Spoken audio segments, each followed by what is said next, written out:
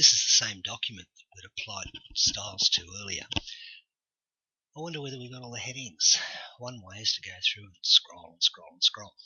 Now notice that each of the pieces of text that we've applied a style to has got a little dot next to it. That only appears if you've got your hidden characters on. So one way to see whether you've got all your headings is to turn it on and go down and look for the dots, but that's not particularly helpful. One problem with Word if you don't use styles is to find out the formatting on this piece of text. You've got to click in it, look up here, Cambria 16, colour, etc., etc. And then to check that this is exactly the same size, for example, you've got to click again, and yes, it is 16. But when you use styles, because the text is all the same style, then all the text looks exactly the same, and the formatting is exactly the same. But there's another way to check that you've got all the headings, and we may not have done because we went through this very quickly in the first video. If we come to View, we can look at Word documents a number of ways. We don't care about web layout, we don't care about full screen. What we do care about is draft. Now this is Word 2010. In 2007 and 2003, this view is called normal, but in here it's called draft. So let's turn it on.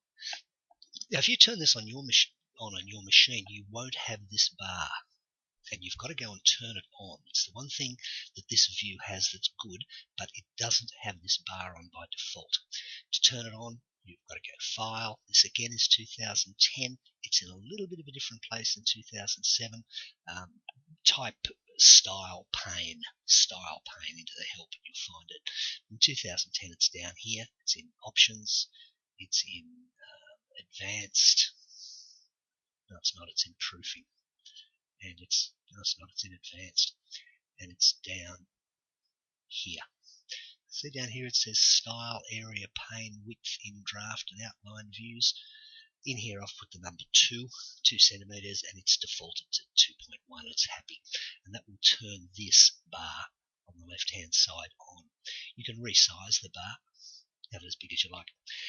And as you scroll down now, you can see everything is normal, everything is normal, everything is normal, everything is normal. That's fine, that's as it should be. Oh look, foreign corporations should have been a heading 2. We missed it on the way through. So let's come back to the Home tab and let's make it a heading 2. And because it's a heading 2 and it's green, then everything just nicely updates.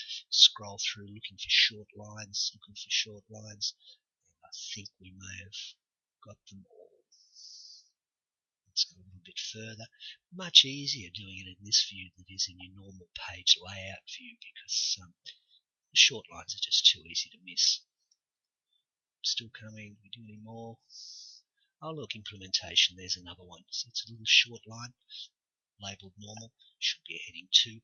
I'm not going to click heading 2 because the last thing we did was apply heading 2. Do you remember the shortcut key? It's F4. It does the same thing as I did last time, which was apply heading 2.